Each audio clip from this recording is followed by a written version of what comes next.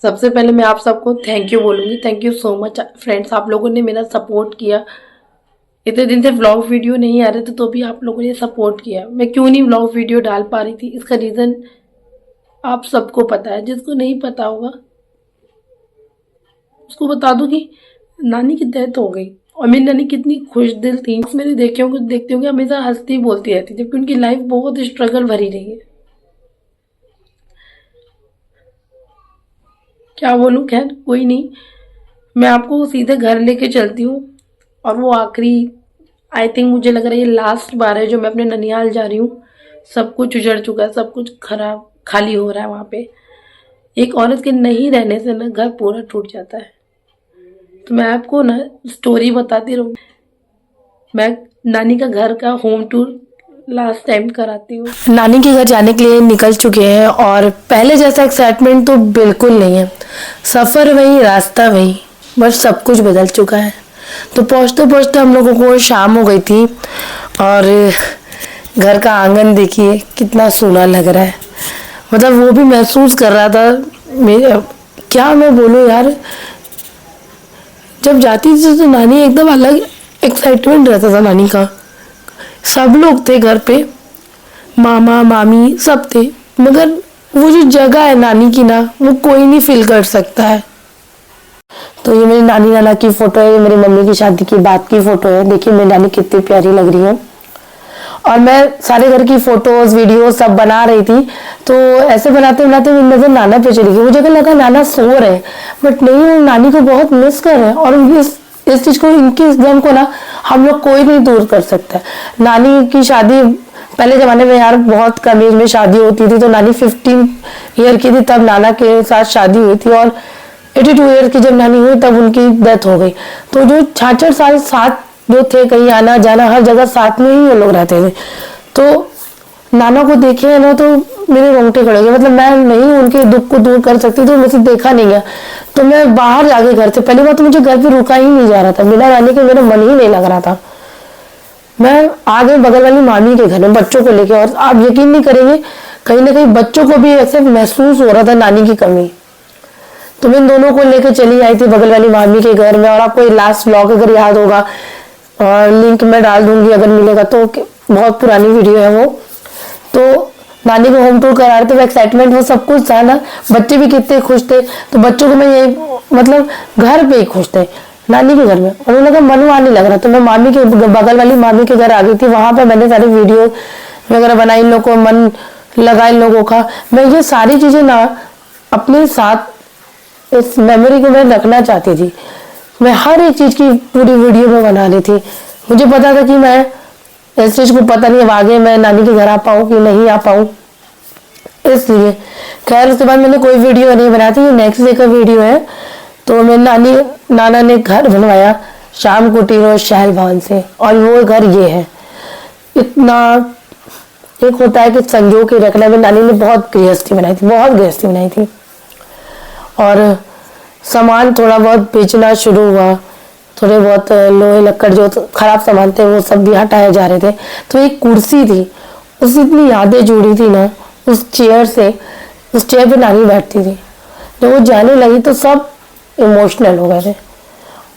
एक औरत के नहीं रहने से घर पूरा खत्म हो जाता है। इस घर में सिर्फ 3 लोग रहते थे, मेरी नानी, नाना और मेरी गुड्डू मामा। मेरे मामा की शादी नहीं हुई है, बिकॉज उनको बीच में स्टार्टिंग में थोड़े टाइम पे के लिए उनकी मेंटल इलनेस हो गई थी, इस वजह से उनकी शादी नहीं हुई। फिर by the grace of God काफी सुधर गए, 90% उनका ब्रेन काम करने लगा, बट एज भी होती चली गई तो फिर शादी से इनका मन हट गया, तो उनकी शादी नहीं। बट नानी नाना को इस चीज की टेंशन तो हमेशा रही कि इनका क्या होगा, है ना। बट कहते हैं कि भगवान सबका करते हैं, रखते हैं, ख्याल रखते हैं। हम लोगों ने मामा के लिए सोचा कि मामा हम लोगों के साथ रहेंगे जहां उनका मन होगा। बट जब तक नानी नाना थे, मामा साथ में रहते, क्योंकि मामा के लिए तो फैमिली वही है ना। मेरी नानी के 5 बच्चे थे, जिसमें से 4 की शादी हो गई, गुड्डू मामा की नहीं हुई थी। और मेरे बड़े वाले मामा जो है उनकी वो मतलब अच्छी पोस्ट पे है, वो हरिद्वार में चले गए, पढ़ाते हैं। वो उनके 3 बच्चे, वो तीनों जॉब करते हैं, वेल सेटल फैमिली अच्छी है। मेरे दूसरे मामा है वो बिजनेस के लिए, दुकान वगैरह चलाने के लिए वो बनारस चले गए थे, उनको वहीं पे बिजनेस करना था, तो वो वहाँ चले गए मम्मी के साथ। बच्चे नानी नाना गुड्डू मामा वो लोग अपना हंसी खुशी यहाँ रह रहे थे। और मौसी की शादी कानपुर में हुई, मम्मी की शादी प्रयाग में हो गई। समय बीतता गया, सारी चीजें अच्छी हुई। कोरोना का टाइम आया। कोरोना का टाइम बहुत ही बेकार टाइम था, वर्स्ट था। मोस्ट जो सेकंड वाला आया था फेज, मोस्टली घरों में कोई ना कोई एक पेशेंट निकल ही जा रहा था। तो उस टाइम पे मेरे गुड्डू मामा और नाना को हो गया था, और by the grace of God वो उस चीज को डिफीट कर लिए। बट उसी टाइम पे मेरे मौसा को भी कोरोना हो गया था, बट मौसा नहीं सरवाइव कर पाए। थोड़ी सी टेंशन वहाँ बढ़ी। बीपी जब बोलते ना, बीपी थोड़ा सोचने से बढ़ता घटता, तो शुगर का लेवल भी ऊपर नीचे होता है। मेरी नानी को शुगर बहुत पहले था, लेकिन वो सरवाइव कर ले जा रही थी। पहले जमाने खान पीन भी बहुत अच्छा होता था, बाद में चीजें खराब होती चली गई और एज भी होती चली गई। और खुद से घर को झाड़ू पोछा बर्तन सारा काम नानी करती थी। जहाँ नानी रहती वहाँ पे ये सब चीज लोग नहीं मिलते जल्दी, झाड़ू पोछा बर्तन के लिए एक आध दिन के लिए आ जाए, जब वैसे हमेशा के लिए नहीं मिले। नानी की तबीयत थोड़ी सी खराब होनी शुरू तब से हुई जब उनकी बीपी की प्रॉब्लम हुई। तो अब जैसा देख रहे होंगे, मैं घर की एक एक छोटी छोटी चीज की वीडियो बना रही थी। मुझे पता था कि अब ये घर मैं नहीं जा पाऊंगी, जहां तक मुझे लगता है कि अब वो चीज तो नहीं मिलेगी। और नाना भी चले जाएंगे मामा लोगों के साथ, कभी हम लोग के साथ, मतलब उनका खुद का घर छूट गया। तो नानी की तबीयत में कैसे खराब हुई कि नानी की 1 साल पहले नानी को हार्ट अटैक आया था। तो उस टाइम पे वो मेरे दूसरे वाले मामा के यहाँ बनारस में थी, तो वहाँ BHU में उनका सारी चीजें हुई और वहाँ पे वो बच गई। तो मेरे पास एक वीडियो मैं वो आपके साथ शेयर करती हूँ। उस टाइम पे नानी को बहुत बड़ा झटका लगा था।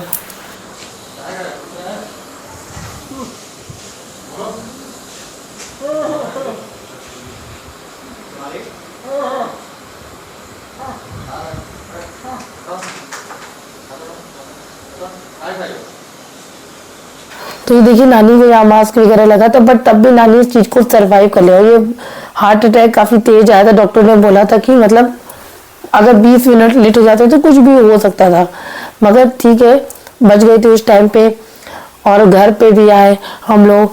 नानी के अंदर एक चाह थी जीने की ना, डॉक्टर खुद इस चीज को बोल रहे थे कि मतलब इनके अंदर विल पावर बहुत है, और इसी से ना ये पूरा जी गई।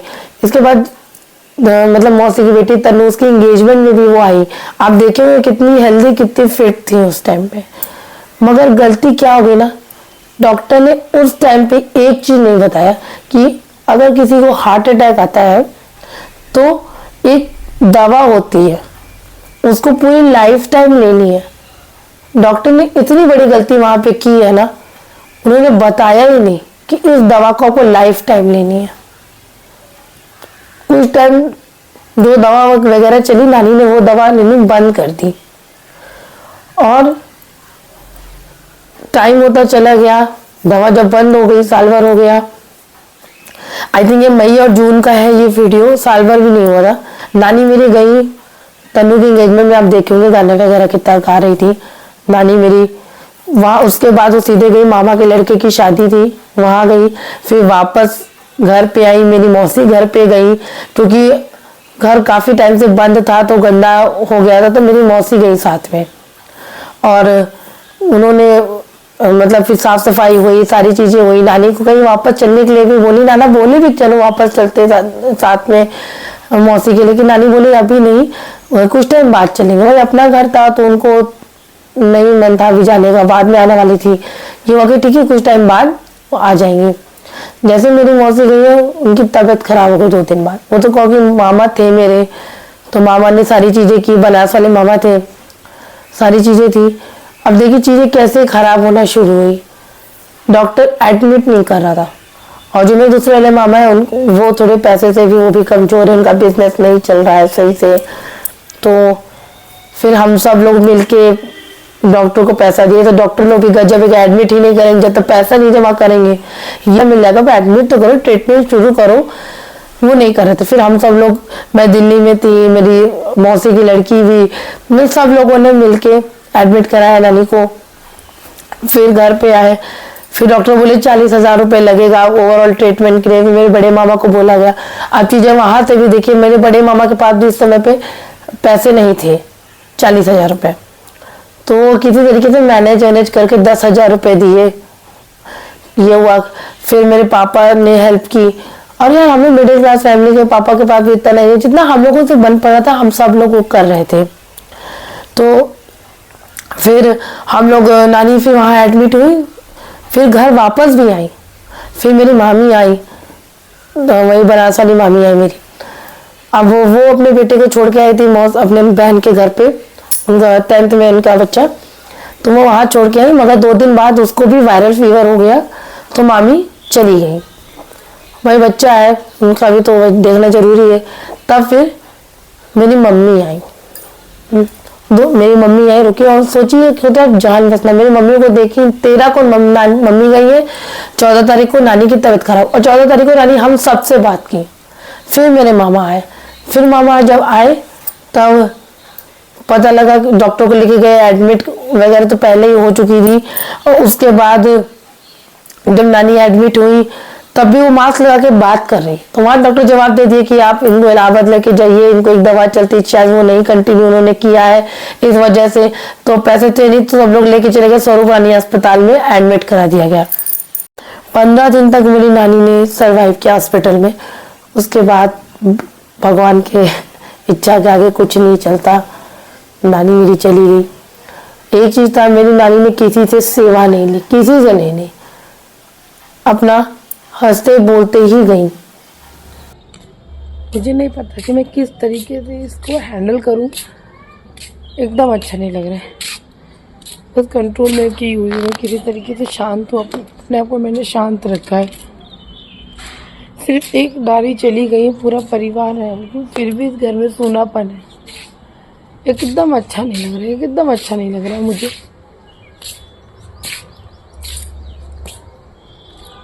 खुद को एकदम स्ट्रॉन्ग कर रही हो कि ठीक है, चलो दिक्कत थी, तकलीफ थी, नानी को सब समझा रहे हैं, सारी बहुत सी चीज़ें हुई, बहुत सी चीज़ें, मगर कुछ चीज़ें ऐसी होती है कि नहीं एक्सेप्ट कर पा रहे। आज ये सब घर खाली हो रहा है ना, ननिहाल छूट रहा है।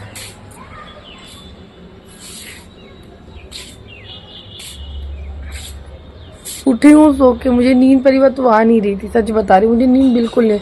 यार सब लोग हैं, मामी मामा भाई बहन सब लोग हैं, मगर मेरा मन ही नहीं लग रहा है यहाँ पे बिना नानी के। वो तो हम लोग आ गए, नाना है, उनको अच्छा लगा हम लोग के आने से। आज तो जाके थोड़ा सा उठे, बाहर बैठे, वरना वो भी सिर्फ और सिर्फ मतलब लेटे हुए हैं, सोचते रहते हैं, सिर्फ यही है, रह रह के उनकी आँख में आंसू आ जाते हैं। मुझे इतना कष्ट हो रहा है, मुझे लग रहा है मेरे नाना को कितना कष्ट हो रहा होगा, उन्होंने इस घर को बनाया है यार। अब जब भी छूट रहा तो उन्हें कैसा लग रहा होगा। निकलने वाली वो घर के लिए, और ठीक है हैंडल करूँगी अच्छे से चीज़ों को, कोशिश करूँगी, भूल तो कभी नहीं पाऊँगी। बस ये है, शांत हूँ मैं क्या बोलूँ, मैं कोई इस चीज़ को कैसे बोल सकता। आपको याद होगा नानी के घर का व्लॉग मैंने बनाया था कि मैं टूर कराऊंगी आपको, उस व्लॉग को तो याद होगा कि नाना पुराने जमाने वाला रामायण हम लोग सब लोग बैठ के देख रहे थे। वो सब चीज़ें अब कभी नहीं होंगी साथ में, कभी नहीं। हम लोग इस छत पे यहाँ खेलते थे, आते थे सब लोग, नानी यहाँ सोती थी, गर्मी के टाइम पे हम सब लोग छत पे आते थे। आज सारी चीज़ें ख़त्म हो गई हैं, सिर्फ याद रहेगी। तो बस यही है कि अब से मैं व्लॉग कंटिन्यू करूँगी। और thank you for your support guys, thank you so much. मतलब बहुत टाइम बाद मैं व्लॉग वगैरह डालने की बढ़ते हैं, आगे बढ़ते हैं, बढ़ना पड़ेगा ही यार, ऐसे कैसे चलेगा।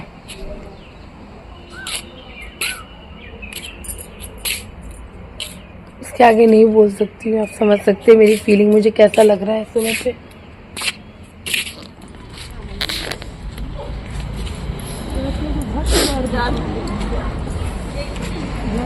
देखिए आप लोग देखते रहिएगा। हाँ देखा था। तो बस अब घर फाइनली बंद होने वाला है। बीच में आना जाना रहेगा, लेकिन कुछ टाइम बाद घर भी बंद हो जाएगा। और ये गली भी आज सुनी हो गई। नानी हमेशा यहाँ पे खड़ी होकर हम लोगों की राह देखती थी, आज ये गली भी सुनी हो गई है। खैर भगवान से ये मनाना कि मेरी नानी को दूसरा जन्म जो भी दे, खुश रहे नानी।